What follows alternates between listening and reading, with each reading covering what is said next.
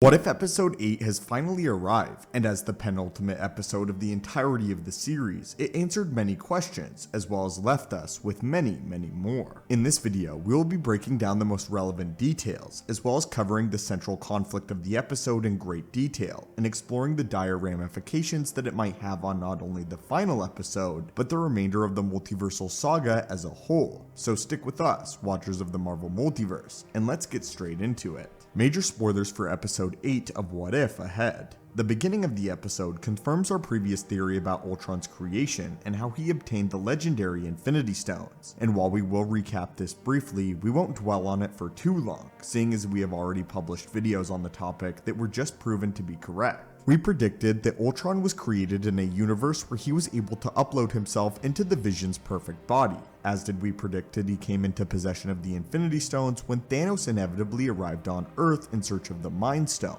But what we did not predict was the extent of his destruction. After getting his hands on the Infinity Stones, he laid waste to the universe, wreaking havoc across Xandar, Eckardt, the Sovereign, and countless other civilizations across the universe, before ultimately being left as a program without a purpose or goal, and turning his gaze to something greater, the Watcher himself. Well, in the last episode, we saw that the Watcher was puzzled and mystified. This time, for the first time, we see the Watcher truly afraid, and we come to find out that he has good reason to be. We are able to see that the fullest extent of Ultron's abilities may actually match the Watcher's, as he goes toe-to-toe with the power of the Watcher himself, battling him into submission and forcing the Watcher to ultimately flee, granting Ultron complete access to the multiverse itself. Their battles take them across numerous different realities, and the destruction of their fight is felt across multiple timelines. This version of Ultron may be the single greatest threat that we have seen in the MCU to date, as he dispatched the Mad Titan Thanos effortlessly,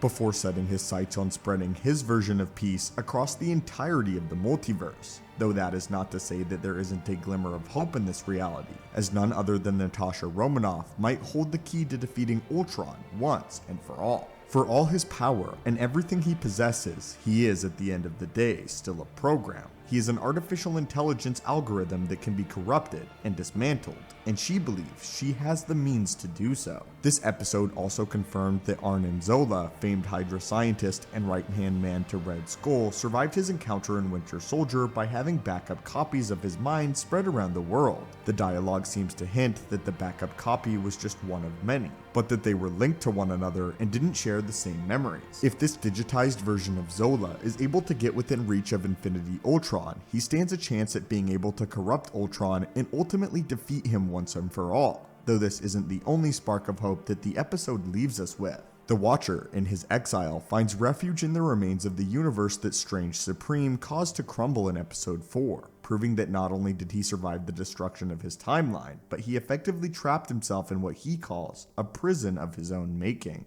All signs point toward this event leading up to the formation of the Guardians of the Multiverse, and in the final episode, it seems as if Strange Supreme will not work alone in assembling these Guardians. While we had previously seen footage of him conversing with multiversal mainstays, including Party Thor and Captain Carter, what we did not anticipate was that the Watcher would be working alongside him to form this team, having officially broken his sacred oath to not interfere, and elect to take proactive steps towards stopping Ultron. The fact that the Watcher is willing to go against the oath that he had held so dear for eons once again goes to show the scale of threat that the true power of Infinity Ultron holds within his grasp. It is interesting to briefly note the irony of Strange Supreme being the one to ask the Watcher if he is ready to break his oath, as Strange Supreme was quite famously a gifted surgeon before his descent, and as such swore an oath to do no harm and ever take any life whatsoever, only to ultimately destroy the entirety of his own reality. This situation concerning the Watcher abandoning his oath serves to show us just how dire the circumstances are, and just how powerful Ultron has become, as he now not only possesses the power of the Infinity Stones, but exists outside of the realm of the universe as a whole, able to access the space between universes previously inhabited by the Watcher himself.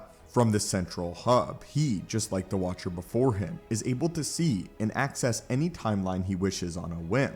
only the Watcher had used it strictly for observation purposes. Now, Ultron seems to have the full extent of the multiverse within his grasp, and it stands to reason that this hub outside of time and space may play a significant role in the upcoming future of the multiversal saga. In the comics, Kang the Conqueror inhabits a city known as Chronopolis, which behaves similarly to the iteration of the TVA that we see in the MCU, wherein Kang is able to access any point in time across any reality whenever he wishes. This space between realities where the Watcher previously lived seems to share similarities and traits to Chronopolis, and might be a significant factor for not only the various Kangs of the multiverse, but the heroes who are set to stand against them in the future of the Marvel Cinematic Universe. While this is preliminary analysis, rest assured that more videos regarding this episode of What If are on their way, and if there are any particular aspects of this episode that you would like to see covered, be sure to let us know below, as we're hugely fascinated with the character of Infinity Ultron in this episode, and would like to cover it extensively. Please feel free to suggest in the comments down below any moments that stood out to you, and what future ramifications this could have across the multiverse. But anyway, my friends, what did you think of this episode? Could you have foreseen just how powerful Infinity Ultron would become? And what do you think of the Watcher breaking his oath not to interfere? Finally, what are your predictions and theories for the season finale of What If? As always, my friends, hit that subscribe button to assemble and join our team, and have a great day.